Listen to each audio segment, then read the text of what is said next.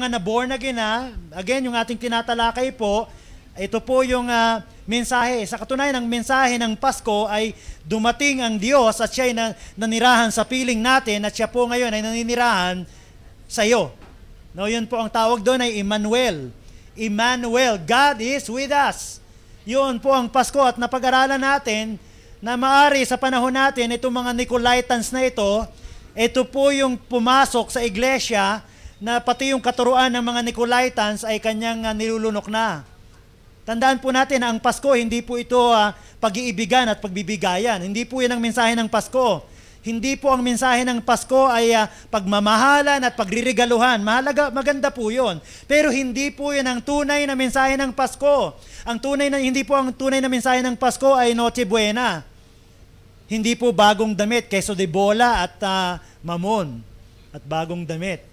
Maganda yung mga yon, pero harinawa na hindi tayo kainin ng sistemang ito o ng katuruan na ito na mahalaga sa atin sa araw ng Pasko, yung mga yon. Siguro po kailangan po na para lalong malugod ang Panginoon sa atin na itong panahon na ito ng Kapaskuhan, maghanap tayo ng tao na babahaginan natin ng kaligtasan.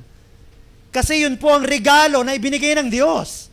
For God so loved the world that He gave His only begotten Son, that whosoever believes in Him should not perish but have eternal life. Yun po yung regalo ng Pasko. Maghanap po tayo ng isa o dalawang tao bago matapos yung taon na bahaginan natin ng kaligtasan.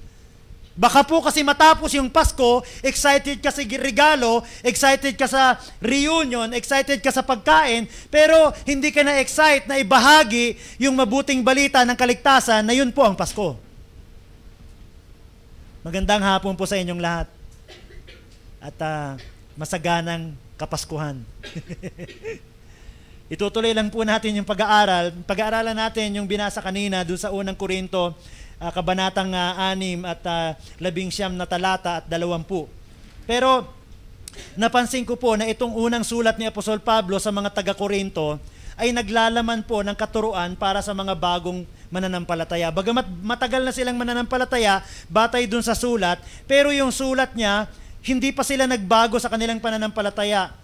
Hindi pa sila lumalim, hindi sila lumago sa kanilang kristyanong buhay dahil sa panahong ito, yung pananampalataya nito ay meron silang pag-iisip na karnal. Basahin natin yung unang Korinto, kabanatang 3 at talatang 1. Sabi niya diyan sa unang talata, mga kapatid, hindi ko kayo makausap bilang mga taong nagtataglay ng espiritu. Kailangan kausapin ko kayo bilang mga taong namumuhay pa ayon sa laman at mga sanggol pa sa pananampalataya. So, yung tema po nung unang talata na ito ay parang yung tema ipinapakita na itong mga mananampalatayang ito, gusto sana niyang kausapin na malalim na pag-uusap tungkol sa spiritual na buhay, pero hindi sila ganun kalalim, parang sila po ay mga sanggol pa sa pananampalataya. Sabi niya doon sa talatang 2, gatas ang ibinigay ko sa inyo noon at hindi matigas na pagkain, sapagkat hindi ninyo kaya yon. Subalit hanggang ngayon na hindi pa rin ninyo kaya. Noon, binigyan ko kayo ng gatas, hindi matigas na pagkain, sapagkat hindi pa ninyo kaya. Subalit hanggang ngayon, sabi niya, ganun pa rin kayo. Hindi kayo nagbago. Sabi niya sa talatang 3, sapagkat nananaig pa sa inyo ang laman. Ang inyong pag-iinggitan at pag-aaway-away ay palatandaan na makasanlibutan pa kayo at namumuhay ayon sa laman. May mga senyales po, hindi ko na nilagay dyan, yung pagkakaroon ng isang buhay na karnal.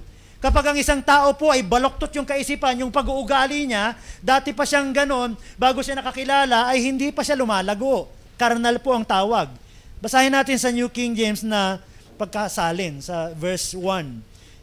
And I, brethren, could not speak to you as to spiritual people, but as to carnal, as to babes in Christ.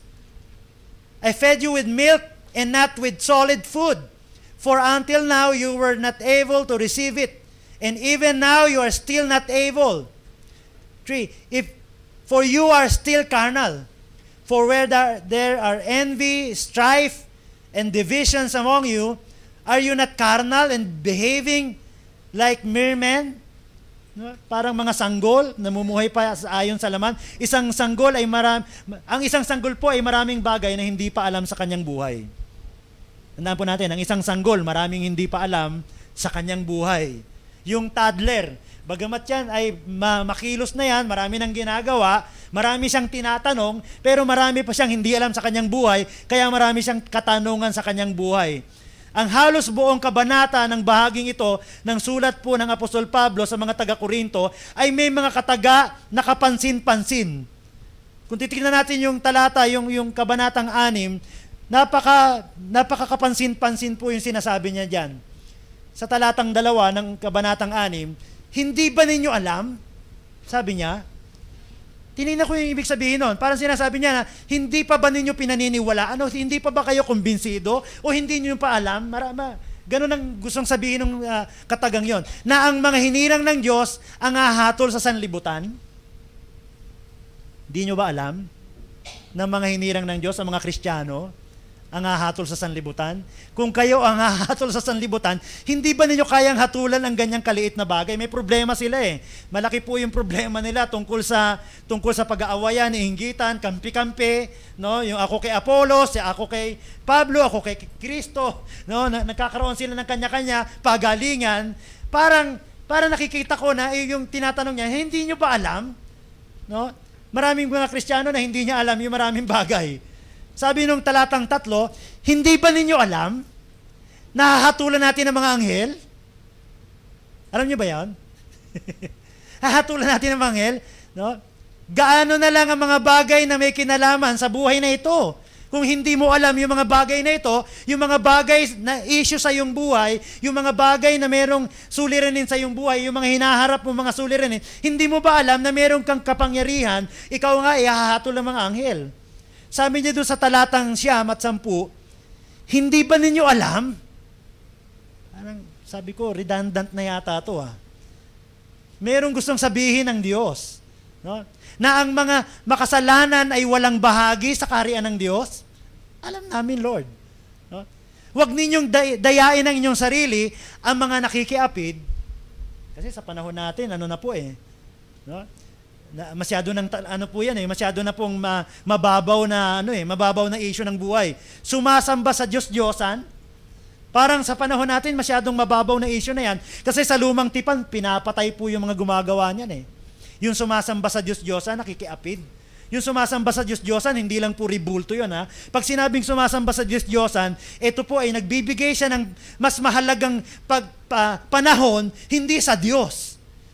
Sa isang bagay, maaring sa trabaho niya, maaring sa kanyang pamilya, maaring sa kanyang sarili, sa kanyang mga kaibigan, sa kanyang mga pangarap. No? Sabi niya, hindi ba ninyo alam na ang mga nakikiapid, sumasamba sa Diyos-Diyosan, nangangalon niya, nakikipagtalik sa kapwa lalaki o kapwa babae, yan po palasak na ngayon. Hindi na po malaswa ngayon yan, lalo na nung sumikat si Vice Ganda. Alam niyo ba yan? Dahil si Vice Ganda nakikipaghalikan sa noontime show sa lalaki.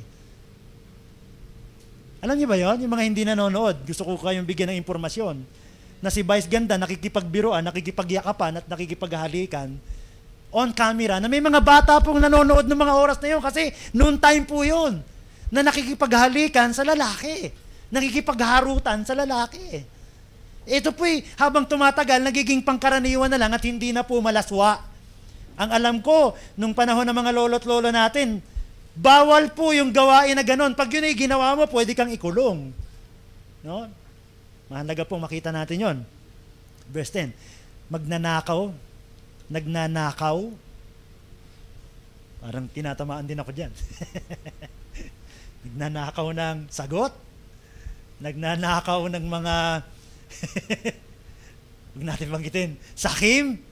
Naglalasing, nanlalait ng kapwa, nandaraya ay walang bahagi sa kaharian ng Diyos. Hindi po ako may sabi nun. No? Sabi nung talatang 16, hindi ba ninyo alam na ang inyong katawan ay mga bahagi ng katawan ni Kristo? Alam niyo po ba yan? Na ang iyong katawan ay mga bahagi ng katawan ni Kristo?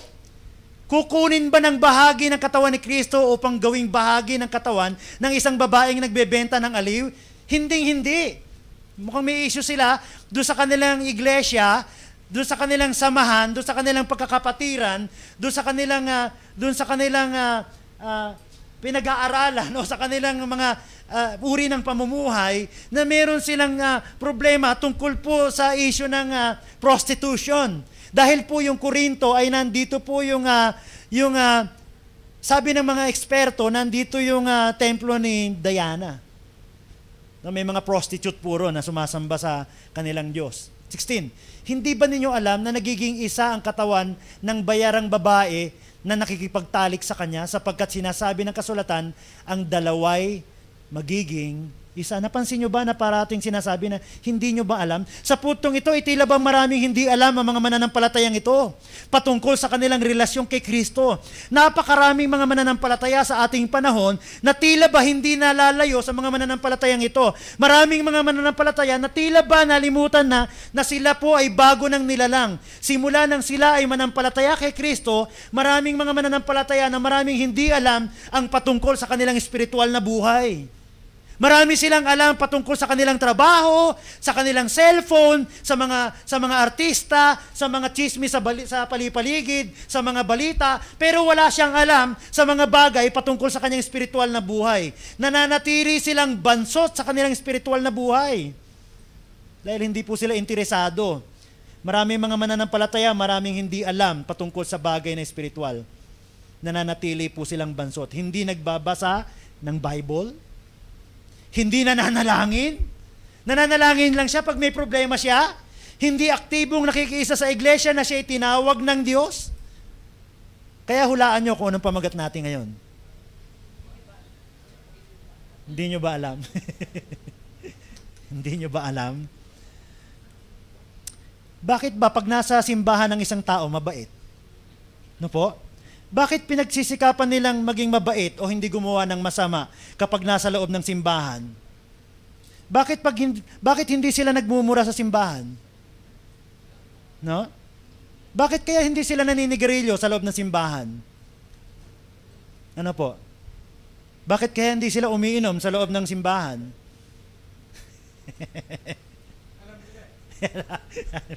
Alam nila? Bakit? Dahil maraming mga tao ang naniniwala na ang Diyos ay nakatira sa simbahan. Amen? Maraming tao po, lalo sa ating bayan po, na naniniwala sila na yung simbahan, tahanan ng Diyos. Pero pag alis nila sa simbahan, iniisip nila na pwede na nilang gawin ang gusto nilang gawin. Hindi po totoo yun. Sabi po ng Biblia, sa Gawa 17 at 24, siya ang gumawa ng sanlibutan, ang lahat ng narito, siya ang Panginoon ng langit at ng lupa, hindi siya nananahan sa mga templong gawa ng tao.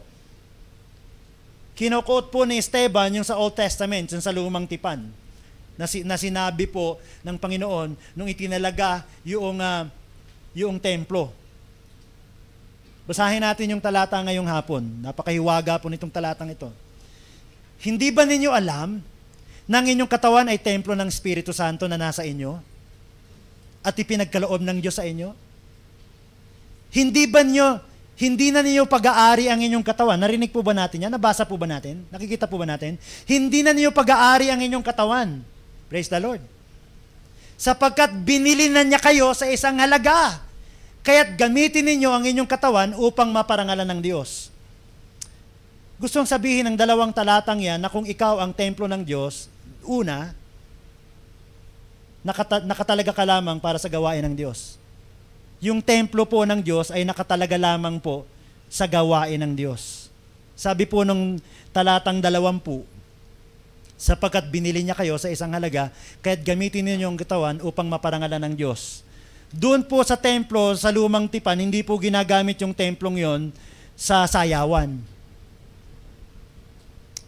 Hindi po pwedeng gamitin yon sa meeting de avance ng mga politiko. Hindi po pwedeng gamitin yon sa ibang okasyon, sa ibang gawain. Yung templo po, napaka ano po ng templo nila, napaka sacred po no, na hindi nila pwedeng gamitin yon sa ibang gawain. Ngayon na lang medyo nagiging ano tayo kasi alam na natin na hindi nakatira ang Diyos doon. No, nung unang panahon, ang paniniwala nila, kasi nga nung Lumang Tipan ay bumababa yung presensya ng Diyos doon sa tabernakulo pa lang, kaya yung templo po ay simbolo po ng Diyos para sa kanila. Kaya yung mga Israelita, kahit malayo sila, pag nanalangin sila, nakatuon doon sa templo kasi nandoon ang Diyos. Kaya ngayon po, yung templong ito, ang sabi ng Biblia, hindi siya talaga nananahanan doon. Siya ay nananahanan sa iyo. So, yung iyong katawang yan, kung ikaw ay templo ng Diyos, hindi po maaring gamitin yan kung saan-saan lang. Hindi maaring gamitin yan sa ibang gawain na hindi para sa Diyos. Kasama ko po ba kayo ngayong hapon? Amen. Hindi maaring may ibang panggagamit nito liban sa gawain ng Diyos. Yung templong yan.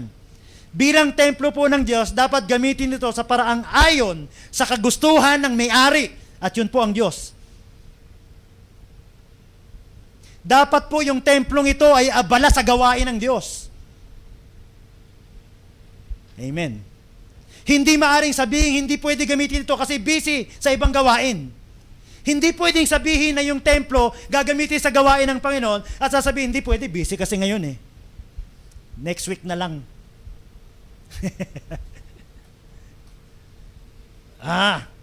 Marami mga mananampalataya na sobrang abala sa mga gawaing walang kinalaman sa kagustuhan ng Diyos. Maraming mga born again, talagang tumanggap sa Panginoon, love si Lord, aktibo sa gawain, pero hindi lahat ng kanyang ginagawa ay may mga ginagawa siya na minsan ay sobrang abalang-abala siya, hindi sa kagustuhan ng Diyos, kung hindi sa kanyang sariling kagustuhan. Hindi nila alam na ang kanilang lakas, pakinggan niyo po maigi yung kanyang lakas at buhay araw-araw galing sa Diyos. Galing po sa Diyos yan. Ang nais niya, gamitin lamang ito na naaayon sa kanyang kalooban. Kapag ginagamit po natin yung lakas na ito at buhay na ibinibigay ng Diyos sa atin araw-araw, ito po ay nalulugod ang Diyos at lalong nakukuha natin yung pagpapala na bigay. Ang sabi kasi, ang sino mang mawala ng buhay alang-alang sa akin, ang siyang magkakaroon nito. Ngunit ang sino mang magmahal ng kanyang buhay, kapalit ko, siyang mawawalan nito. Maraming Kristiyano walang panahon sa gawain ng Diyos. Kung tinawag ka sa gawain ng Diyos, wag kang manghinayang. Baka minsan yung kapalit, yung trabaho mo eh. Wag po tayong manghinayang dahil yung katawang yan, hindi na sa'yo yan. Amen. Yung katawang yan ay tinubos na ng Panginoong Hesus at siya may-ari niyan. Dapat gusto ng Panginoon na yung katawang yan ay may gamit lamang ayon sa kanyang panukala, ayon sa kanyang kagustuhan, ayon sa kanyang plano. Ito po ang magandang halimbawa, yung Panginoong Hesus. Sa Juan 5:11. Kaya't sinabi niya sa kanila ni Jesus, pakatandaan ninyo na walang magagawa ang anak sa kanyang sarili lamang. Ang nakikita niyang ginagawa ng Ama, ang siya lamang niyang ginagawa, ang ginagawa ng anak ay siya rin ginagawa ng Ama. Wala siyang ginagawa na hindi niya nakikitang yun ang ginagawa, gustong gawin ng Ama niya. Yun ang ginagawa niya lamang, yung gusto ng Ama na gawin niya. At kung nakikita niya sa amang ginagawa niya, yun din ang kanyang ginagawa. Yun din ang nais ng Diyos sa kanyang mga anak. Na tinubos po yung katawan na yan. Habang ginagamit po yung katawan na yan, ay ito pong paniniwala ko, mamaya, papaliwanag natin maigi. Habang ginagamit yung katawan na yan ng Diyos, na binili niya, lalo niya yung iniingatan, at lalo niya yung maiingatan, at lalo niyang matatanggap yung mga pagpapalang nakalaan para sa katawan na yan. Sabi po nung Juan 12:49, sapagkat hindi ako nagsalita ng mula sa sarili ko lamang, pati yung salita niya. Ang Ama na nagsugo sa akin ang siyang nag-utos kung ano ang aking sasabihin at ipapahayag. Talaga pong malalim po yung ugnayan nila. Nais po ng Diyos, ikaw bilang tinubos niya, huwag mong sayangin yung buhay mo. Kung tinanggap mo na siya, kailangan yun ang dream mo. Yun ang dream of your life, na magamit ka ng Diyos. Kung merong ipinapagawa ang Diyos sa'yo, kung tanggi ka ng tanggi, hari nawa, itong taon na ito, iwanan mo na yan. Kasi magbabago po yung taon, huwag mong sayangin yung buhay mo kasi mabilis lang po ang taon talaga. Mabilis lang ang buhay. Kapag dumating ka sa ganitong edad ko, makikita mo yung sinasabi ko. Kasi kahapon lang, sabi ko kay Ben, kahapon lang naghaharutan lang tayo. Ngayon iba na yun. Diba? Kahapon lang, nagpapakyut ka lang sa akin Ngayon parang lolo't lola na tayo. Mabilis lang po yan. Mabilis lang ang panahon at nais ng Diyos na yung katawan niya na tinubos niya, magamit niya po yan ayon sa kanyang kalooban. At pag yun ang nangyari, yun po ay malaking pagpapala para sa iyo. Kung ikaw ang templo ng Diyos, ikalawa, dapat maihayag sa iyo ang presensya ng Diyos. Kasi yun po ang yung simbolo po ng Diyos, ng lumang tipan, na tinutukoy ng Apostol Pablo, yun po ay naghahayag ng presensya ng Diyos. Naghahayag po yung templo po, kaya yung templo na ginawa, yung pinagawa ni Solomon, talagang ito po ay nagpapakita ng majestic God, na lahat po ng bahagi ng templong ito ay gawa sa ginto, ginastusan ng napakamahal. Talagang mamahaling pong mga hiyas. Talagang sobra sa pulido po ang pagkakagawa. Tatalunin po yung mga gumagawa ng gusali sa panahon natin. No? Sabi po ng talatang 11, hindi ba ninyo alam na ang inyong katawan ay templo ng Espiritu Santo na nasa inyo, na ipinagkaloob sa inyo ng Diyos sa inyo? Hindi na niyo pag-aari ang inyong katawan? May mga mananampalataya na hindi man lamang makita ang kaluwalhatian ng Diyos sa kanilang buhay. May mga mananampalataya sa panahon natin na hindi man lang makita ang kabutihan ng Diyos, ang kabanalan ng Diyos sa kanilang buhay. Banal lang sila pag sa loob ng church, pero paglabas ng simbahan, hindi na sila banal. Anak na sila ng dyablo. Para silang anghel pag nasa simbahan, pero pag nasa bahay, parang anak ng dyablo. No? Hindi man lang ito magpakita ng kakaibahang buhay na nasa kanya. Bilang templo ng Diyos, dapat po makita sa iyong buhay, sa iyong uri ng pamumuhay, sa pagsasalita, sa pagkilos, na hindi ka pangkaraniwang tao. Bakit po? Kasi nananahanan sa iyo ang Diyos. Sabi po ng Mateo 5:16, gayon din naman, dapat ninyong paliwanagin ang inyong ilaw sa harap ng mga tao. Let your light shine before men. Nasa iyo na yung ilaw eh. Kailangan niya na ipag-ilawin mo. Sabi ng Panginoon dyan, di ba? Hindi na natin nilagay dyan. Ilalagay ba yung ilawan pag sinindihan mo sa ilalim ng lamesa? Di ba ilalagay mo yun sa ibabaw? So sabi niya, pag-ilawin niyo ang ilaw sa harap ng mga tao upang makita nila ang inyong mabubuting gawa at papurihan ang inyong Ama na nasa langit. Sa madaling salita po, nais ng Diyos na makita sa atin yung kanyang kabutihan, yung kanyang kabanalan sa pamamagitan ng ating patutuon at ng ating buhay. Dapat po ang isang mananampalataya ay kinakikitaan ng kabanalan, ng dedication sa kanyang pananampalataya. Nakalulungkot, tatalunin pa ang maraming Kristiyano ng mga Muslim. Yung mga Muslim po ay may mga Muslim po na handang maging human bomb. Dahil lang sa paniniwala na pag namatay sila, meron silang 10 asawa. Napakababaw po na paniniwalaan nila. Samantalang tayo po ay mayroong katiyakan na pag namatay tayo po ay kapiling ng Diyos na lumikha ng lahat ng ito at tayo po ay kasama niyang naghahari.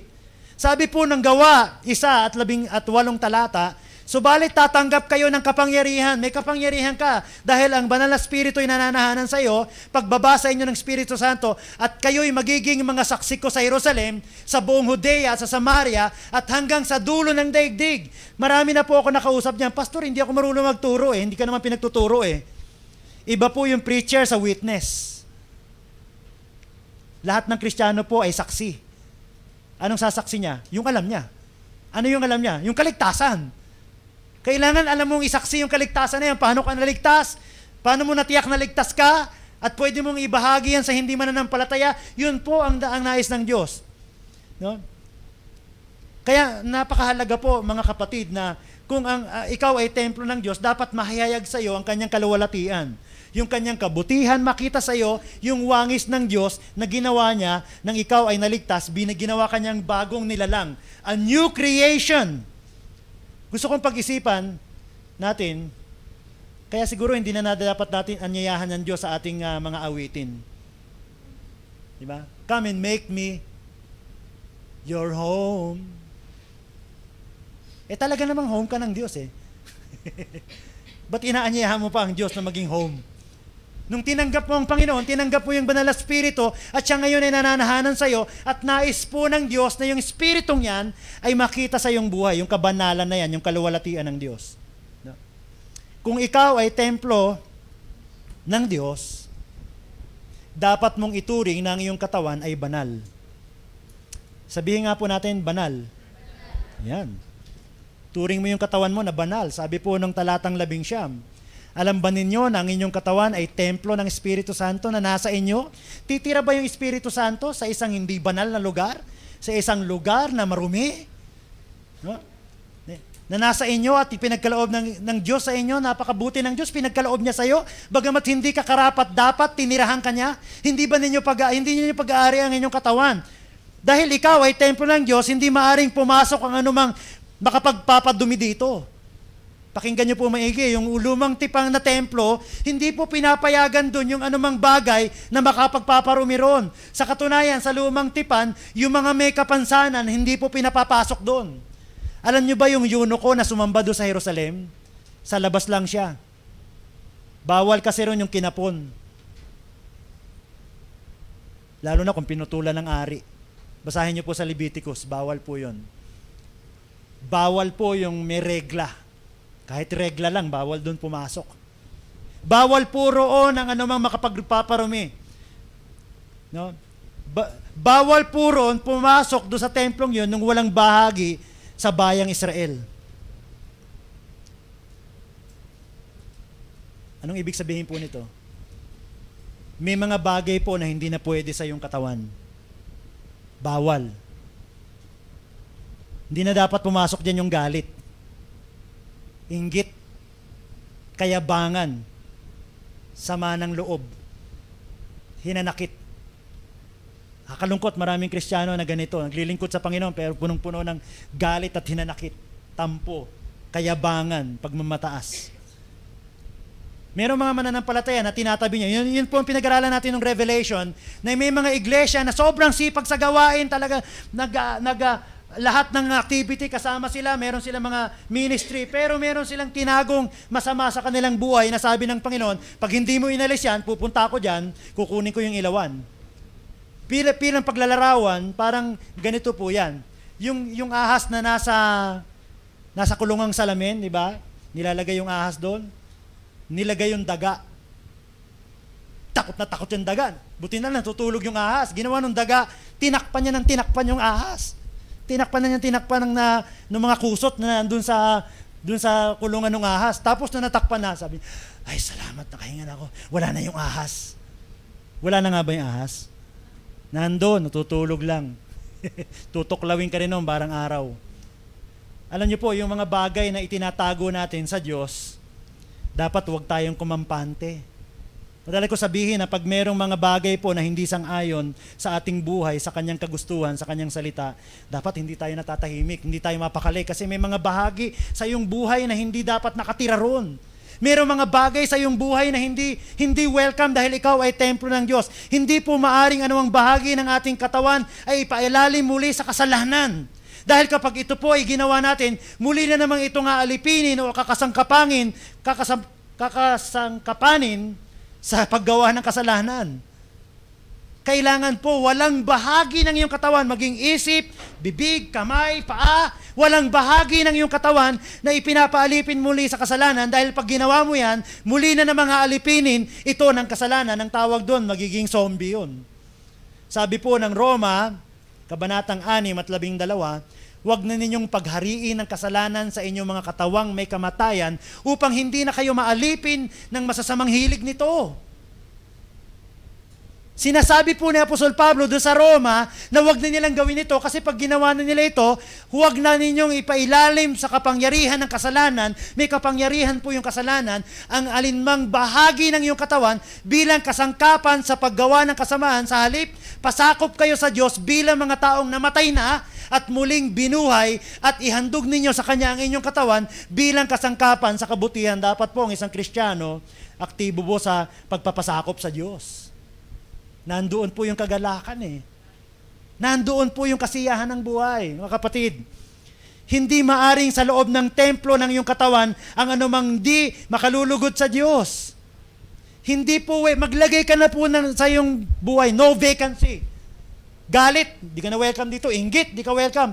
Kayabangan, kalaswaan, di ka na welcome dito. Kasinungalingan, lalong hindi ka welcome dito. Dahil ito ay templo ng Diyos. Ang makapapasok lamang dito ay ang nais ng Diyos na pumasok dito. Kanya ito, kaya dapat na siya ang masunod. Amen. Purihin ang Diyos. Napakagandang mensahe. Amen? Tayo po ay patuloy na nais ng Diyos na maglingkod na maging katulad po nung Laodicean church. Small church, pero tapat sila sa Panginoon, mahal niya yung salita, ginagawa niya yung gustong gawin ng Diyos, kaya binuksan ng Diyos ang napakalaking oportunidad sa kanila na walang pwedeng magsara, bagamat hindi nila kaya sa sarili nilang lakas, yung kanilang lakas ay galing sa Diyos. Walang bagay sa kanilang buhay na pinapasok na ang Diyos ay hindi malulugod. Pwede pong mangyari yan, mga kapatid. Baka sabihin mo, Pastor, parang hindi ko yata kaya yon. Kaya mo yan because all things, sabi ni Apostol Pablo, I can do all things. Magagawa ko ang lahat sa pamamagitan ng lakas. Yung anointing na yan, yung Espiritong nasa iyo, sa pamamagitan yan, magagawa mo yung lahat ng yun. Kung ikaw ay templo ng banal na Espiritu o ng Diyos, yung katawan na yan, number 4, kailangan ito ay pangalagaan. Amen. Pakinggan niyo muli, maigi po yung mga susunod. Unang Korinto, Kabanatang 3, 16 at 17. Hindi ba ninyo alam na kayo'y templo ng Diyos? Inulit niya doon sa chapter 3, chapter 6. At naninirahan sa inyo ang kanyang Espiritu? Kasi nga, mga baby pa to eh. Hindi ba ninyo alam? No? Paparusahan ng Diyos ang sino mang magwasak ng templo niya. Tapos may mga nagtuturo, yung sakit na yan, bigay ni Lord. May tinuturo siya sa iyo eh. Pambira naman yun. May problema na nga yung templo, sisirain pa.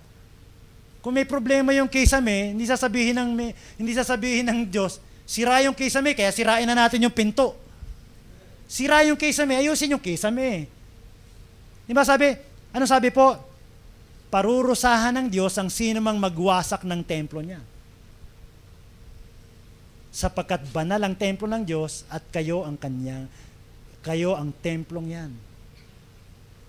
Mabuting lubos na maunawaan na hindi nais ng Diyos na sirain ang templong ito na siya ang may-ari. Hindi po sa Diyos galing ang sakit. Dapat paniwalaan mo yan. Hindi mo ba alam na hindi sa Diyos galing, hindi siya nagbibigay ng karamdaman? Dahil kung ikaw ay mananampalataya, nasa iyo ang Diyos, hindi niya sisirain yung templong yan dahil sa Kanya yan. Binili niya yan, binayaran niya yan sa malaking halaga at hindi niya yan sisirain. Kailangan ito ay pangalagaan, ingatan. Huwag pong abusuhin. Kung ikaw ay templo ng Diyos, dapat siyang katawang yan ay alagaan. Huwag pong kain ng kain na hindi makalulusog. Mga kapatid, huwag tayong magtago pag bawal sa atin, bawal. Masama eh. Huwag yung may mga Kristiyano, alam niya nang bawal sa kanya, sinabi na, masamang kainin yun, tatago pa sa... Ano sabi po? Paparusahan ng Diyos ang sino mang magwasak ng templo niya. Kaya dito papasok yung hindi masamang manigarilyo, uminom ng alak. Kung hindi makakasira ng templo yan. Paparusahan ng Diyos ang sino mang magwasak ng templong ito. Pangalagaan po natin. Mahalaga po na paniwalaan ng isang ako po, na natutunan ko to, ay salamat sa Panginoon. Sabi ko nga sa inyo, bumaba po ako ng 15, bago matapos ang taong ito, siguro 15 pounds ang nawala sa akin. Wala akong sakit. Ang sinasabi ng kaaway, may sakit ako, wala akong sakit. Ang lakas-lakas ko, lalo nga ako lumalakas. Paano nangyari yun? Hindi ko alam. Ang alam ko, ang Diyos ang may kagagawan. Wala na akong tiyan. Laki ng tiyan ko dati. Kasi templo niya to eh. Kung ano man yung bagay na hindi bagay dyan, hindi nais ng Diyos, siya mag-aalis. Siya ang gagamot niyan, siya ang manggagamot, siya ang maglilinis niyan. Ang mahalaga po, ang natutunan ko, gawin mo lang kung ano yung gusto niyang gawin mo. Huwag kang mag-iingat ng galit, ng sama ng loob, ng kayabangan, ng kasinungalingan, ng kalaswaan. Mahirap po sa panahon natin dahil napaka-high-tech po ng technology natin. Ako po laging nag-i-internet. Sabi ko sa inyo, pag may pinuntahan akong site, biglang may magpa-plus na sa yung litrato na sexing babae, wanna date? Minsan matutukso ka talaga na tignan, pag tinignan mo siya, mag-iisip ka talaga ng iba. Dapat i-click mo na kagad yun. Kahit gumawa ka pa ng mga security, minsan nakakalusot po, wanna date? Looking for attractive girl. Yes! Hindi. No. Gusto ko na maglingkod sa Diyos.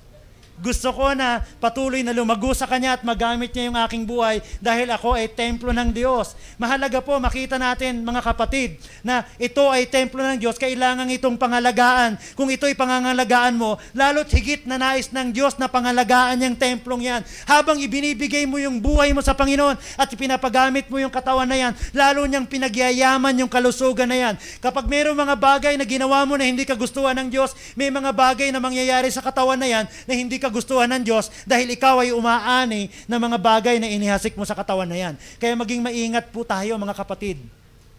Ang napansin ko, hindi lang minsan yung mahalaga po rin yung tama yung pagkain natin, pero kung kumakain ka nga ng maayos pero lagi namang galit, stress po tawag doon. Sabi ko nga, kahit hindi ka kumain ng taba, pero lagi kang aburido, para kang kumain araw-araw ng 1 kilong taba noon. Mamaya may stroke ka no, kasi lagi kang aburido, lagi kang tensyonado, lagi kang nag-aalala, lagi kang natatakot, lagi kang may kabalisahan, lagi kang busy sa mga bagay na hindi kalooban ng Diyos, samantalang ikaw ay pag-aari ng Diyos, property of God, ikaw ay owned by God, siya ang may-ari niyan, kaya gamitin mo yan ayon sa kanyang kalooban. Siguro bilang pagwawakas ang ilustrasyon po niyan, merong isang mama na pumunta doon sa jewelry shop. Ganda-ganda nung tinitignan niyang alahas, sabi niya, wala akong berang pambili rito. Binubulong-bulong lang niya, pero gusto ko sanang kunin ito para sa asawa ko. Kaya lang, sobrang mahal. Narinig nung may-ari, sabi ng may-ari, narinig ko, gusto mo yung alahas na yan? Wala akong pambili. Hindi, bibigay ko na lang sa'yo. Ano, wala akong pambayad, hindi. Kung ano yung meron ka, yun na lang bibigay, yun na lang pera ko dito, ano lang, 300 lang. O sige, okay. Kung ano yung meron ka, yun na lang ang bayad dyan. 300 lang. O sige. O sa akin na yan, ha? O sige. O akin naman yung 300 mo. Kung ano yung nasa iyo, yun ang ibigay mo. O sige, 300. Pero narinig ko may asawa ka. O akin na rin asawa mo. Hindi, sabi mo 300 lang. Hindi, sabi ko kung ano yung meron ka eh. O sige, asawa mo. Ganun ba? Paano yun? Uwi ako sa bahay ko, wala na yung asawa ko. Narinig ko may bahay ka. Pati yung bahay mo, akin na rin. Ganun ba? Saan titira yung mga anak ko? May anak ka pala, pati anak mo, akin na rin yan. Kahit naman kumayad ako ng kumayad sa trabaho ko, may trabaho ka, pati yung trabaho mo kukunin ko. Wala nang natira. Paano na yung buhay ko? May buhay ka pa, pati buhay mo, akin na yan. O sige, ganito, bibigay ko sa'yo lahat yan. Sa akin yan, pero pagkakatiwala ko sa'yo, ikaw nang bahala dyan. Alam niyo po, ganun po ang ating kontrata sa Diyos. Lahat po ng ating buhay sa Kanya. Lahat ng meron ka sa Kanya. Napakawala po nating hindi tayong mabuting katiwala kung yung katawang ito ay ginagamit natin. Abalang-abala tayo sa mga bagay patungkol sa ating sarili, pero hindi tayo abala patungkol sa kaharian ng Diyos, sa may-ari ng katawan na ito. Mga kapatid, gusto ko kayong hamunin na itong taong ito ay matatapos na. Gamitin natin yung lakas natin. Gamitin mo yung buhay mo. Kung may mga bagay na kinagkaabalahan mo nitong nakaraang taon na ipinakita sa'yo ng Diyos na hindi yan ang kalooban niya para sa'yo, bakit hindi mo itiwala yung buhay mo sa Kanya at ilagak yung mga alalahanin mo at yung lakas na natitira sa'yo ay ipagamit mo ng lubos sa Panginoon dahil ang Diyos po ay nagdaragdag. Siya po ang nagdaragdag ng lakas. Sa Kanya galing yung buhay. Sa Kanya galing yung kalakasan. Alam po ba natin na bawat himay-himay ng katawan natin ay may mga technology ngayon na hindi kayang tignan. Kahit gaano ka-advance na, hindi nila kayang makita yung bawat sulok ng katawan natin, pero ang Diyos walang nalilingid dyan. Bago pa dumating yung anumang sakit, nakikita na ng Diyos. Kung yung katawang yan ay ginagamit natin para sa Diyos at walang nakatago dyang mga baluktot sa puso natin, sa isip natin, ay nakakatiyak tayo ng paghahari ng Diyos ay natutupad sa iyong buhay. Mga kapatid, gusto ko kayong hamunin na itong taon na susunod ay lalo pa tayong maglingkod sa Panginoon. Pagsikapan natin na lalo siyang maluwalhati at iwanan na natin dito sa lumang taon na ito, yung mga lumang pagkatao na yan na hindi nagbibigay lugod sa Diyos dahil ang pagpapala ng Diyos ay sagana. At siya po ay napakabuting Diyos at karapat dapat paglingkuran at pagtiwalaan. Tayo po ay manalangin. Dakilang Diyos, salamat sa iyo. Salamat sa iyong kabutihan at katapatan sa aming buhay.